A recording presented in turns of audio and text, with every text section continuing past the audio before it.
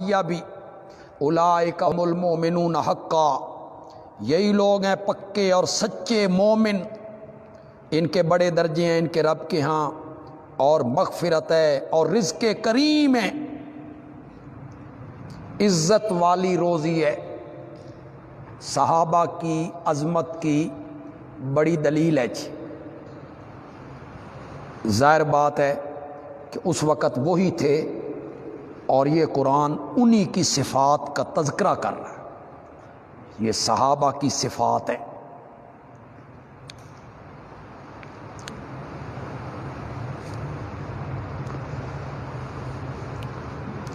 اگر صحابی کا جو مرتبہ ہے، مقام ہے، جو قرآن نے بیان کی ہے، اس کو سامنے رکھا جائے تو کسی صحابی کے بارے زبان تان دراز کرتے ہوئے بندے کا جسم کانپنا چاہیے،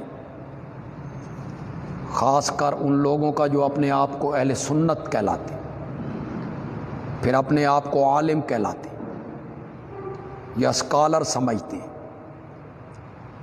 پھر وہ حضرت معاویہ، حضرت عمر بن العاص، حضرت طلحہ، حضرت زبیر، حضرت عثمان، ان لوگوں کے بارے میں تاریخی کتابیں، کچھ حدیثیں ان کو سامنے بنیاد بنا کر وہ الزام تراشیاں کرتے۔ یہ انجینئر محمد علی مرزا، اس کا ایک کلپ آپ سنیں کہ ابو سفیان کے بارے میں صحابہ کے دل میں بڑی نفرت تھی کہ یہ جنگیں کرتا رہا، لڑتا رہا، تو ابو سفیان نے نبی پاک سے فتح مکہ کے دن کہا کہ جی دو کام آپ کر دیں تو مسلمانوں کے دلوں میں میری نفرت کم ہو جائے گی، مجھ سے لوگ محبت کرنے لگیں گے۔ ایک یہ کہ میرے بیٹے معاویہ کو منشی رکھ لیں، یہ لفظ ہے اس کے، میرے بیٹے معاویہ کو منشی رکھ لیں، اور میری بیٹی ام حبیبہ جو ہے اس کے ساتھ آپ شادی کر لیں، تو آپ میرے داماد ہو جائیں گے، تو معاویہ منشی ہو جائے گا، تو پھر مسلمانوں کے دلوں میں میرے لیے کوئی وقت بن جائے گی۔ تو وہ کہتا ہے یہ ہے کاتب وحی، جو کہتے ہیں کاتب وحی، یہ منشی ہے اور سفارشی ہے۔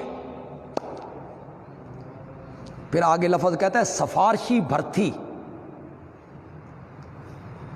پھر کہتا ہے کہ نبی پاک کی عادت تھی، آپ انکار نہیں کرتے تھے، اس نے یہ بات کہی، آپ نے انکار نہیں کیا، تو آپ نے منشی رکھ لیا۔ فتح مکہ کے بعد کون سی وحی اترتی رہی ہے جی، جسے معاویہ نے لکھنا تھا، تو کون سی وحی اترتی رہی ہے جی فتح مکہ کے بعد؟ ایک بات کا تو مجھے بڑا تعجب ہوا کہ دعویٰ اس کا یہ ہے کہ میں بڑا صاحب مطالعہ آدمی ہوں، تاریخ، سیرت، لیکن اسے اتنی بھی سمجھ نہیں ہے کہ ام حبیبہ کے ساتھ نکاح تو آپ کا پہلے ہو چکا ہے،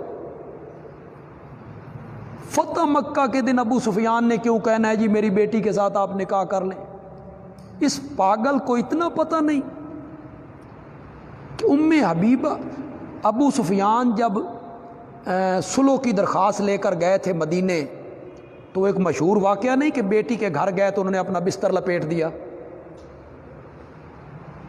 ام حبیبہ کی شادی پہلے ہو چکی ہے، فتح مکہ کے دن اس نے کیوں کہنا تھا کہ میری بیٹی سے آپ نکاح کر؟ دوسرا یہ بات ہے بھئی الیاذ باللہ خاکم بدہن، نبی پاک کوئی مالدار تھے، چودھری تھے، آڑتی تھے، منشی رکھنا تھا؟ کوئی دنیاوی کاروبار تھا آپ کا؟ بھئی آپ منشی بانتے میرا کاروبار کر، اتنی بھی شرم نہیں آئی بات کرتے ہوئے کہ منشی رکھا؟ پھر یہ کہنا کہ سفارشی ہے، تو پھر الیاذ باللہ آج کے حکمرانوں میں اور نبی پاک میں کیا فرق رہ گیا؟ آج کے لوگ بھی سفارشی بھرتی کرتے ہیں اور آپ بھی انا للہ و انا الیہ راجعون. یہ کتنی گستاخانہ بات ہے. یعنی صحابہ پہ ہاتھ صاف کرتے کرتے نبی پاک کے ناموس پہ جا کے ہاتھ ڈال دیے کہ آپ سفارشی بھرتی کر رہے ہیں. فتح مکہ کے بعد کیوں وہی نہیں اتری جی؟ یہ سورت مائدہ کب اتری ہے؟ یہ سورت توبہ کب اتری ہے؟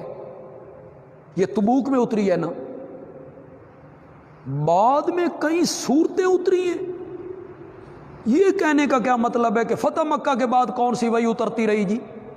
آپ کو اتنا پتہ نہیں ہے کہ فتح مکہ کے بعد کون سی وحی اترتی رہی؟ فتح مکہ کے بعد سورت توبہ اتری ہے، سورت مائدہ اتری ہے. اور اگر معاویہ نے ایک آیت بھی تحریر کی ہے تو پھر وہ کاتب وحی ہے.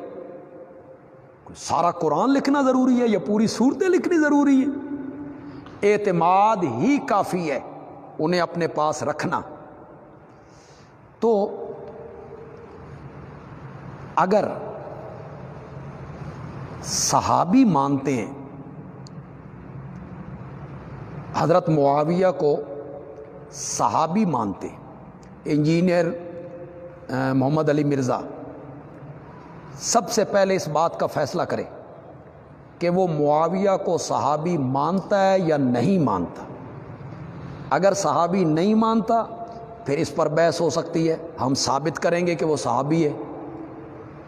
اور اگر وہ صحابی مانتا ہے تو پھر بحث کا رخ جو ہے الگ سے چل سکتا ہے. بے صحابی مانتا ہے تو پھر بحث کریں گے، گفتگو کریں گے. لیکن پہلے یہ طے کرو کہ معاویہ کو صحابی مانتے ہو یا نہیں مانتے ہو. اور اگر صحابی مانتے ہو تو پھر یہ ساری آیتیں جن میں صحابہ کا مقام ہے، حبب الیکم الایمان وکرہ الیکم الکفر والفسوق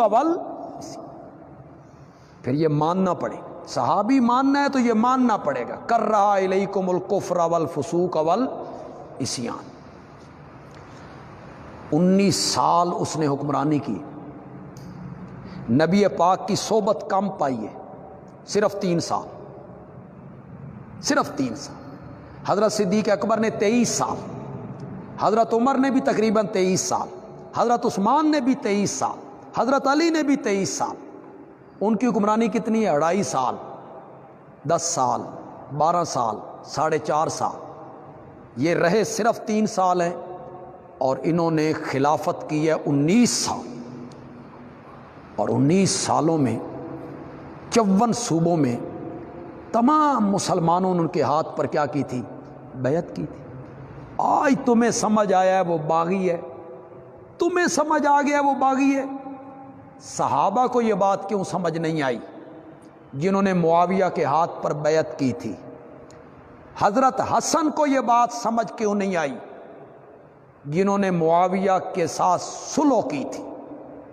حضرت حسین رضی اللہ تعالیٰ عنہ کو یہ بات سمجھ کیوں نہیں آئی کہ معاویہ تو باغی ہے، ہمارے باپ سے لڑتا رہا ہے؟ انہیں یہ سمجھ نہیں آئی. آج 14 ساڑھے 14 صدیاں گزرنے کے بعد آپ پر وہی آئی ہے کہ وہ باغی ہے، اور آپ نے اپنے دل میں نفرت بھر لی ہے اور نفرت پھیلانا چاہتے ہیں آپ ان شخصیات کے بارے میں. میں یہ سمجھتا ہوں جہاں جہاں تک میری آواز پہنچ رہی ہے، جتنے لوگ میری آواز کو سن رہے ہیں ان میں ہمارے بھائی بھی ہوں گے، بزرگ بھی ہوں گے، بہنیں بھی ہوں گی، بیٹیاں بھی ہوں گی، جتنے لوگ سن رہے ہیں، میں یہ سمجھتا ہوں کہ حضرت حسن رضی اللہ تعالی عنہ ان کی صلح اور دونوں بھائیوں کی معاویہ کے ہاتھ پر بیعت کر لینا معاویہ کی پچھلی ساری زندگی کی صداقت کی سند ہے. ان دونوں بھائیوں نے مہر لگائی ہے کہ تو ٹھیک ہے.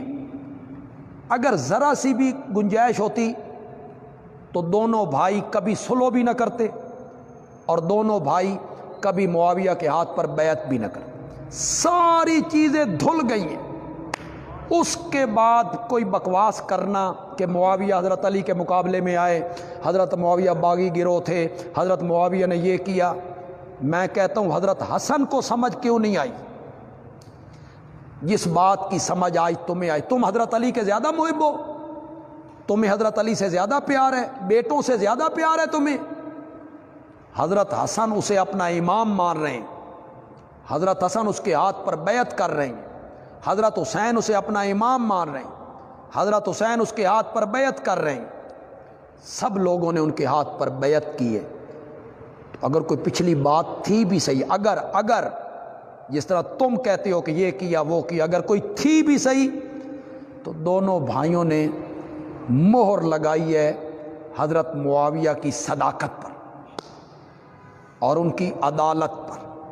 تو یہ جو آیت کریمہ ہے یہ صحابہ کی عظمت کی بڑی دلیل ہے. کما اخرج